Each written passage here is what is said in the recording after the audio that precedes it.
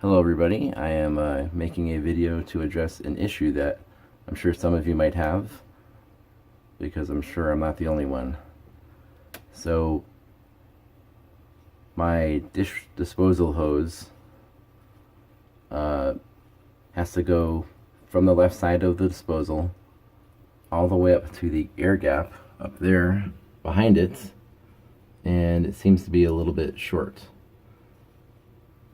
So what happens is, if you can see right there, the hose gets kinked, and over time it gets blocked with just crud that's coming down.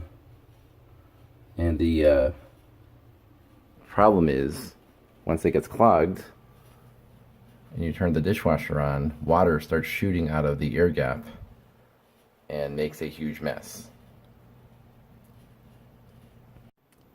The things I need for this fix are a couple of hose clamps, a copper 90-degree elbow. I bought a new air gap just because, and a new disposal hose.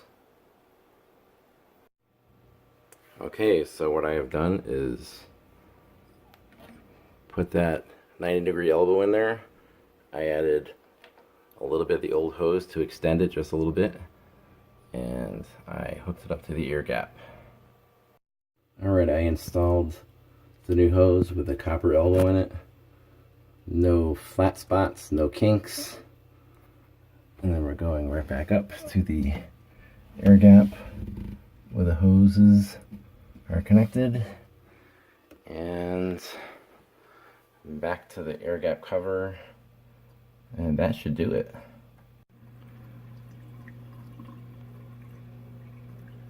Turn the dishwasher back on.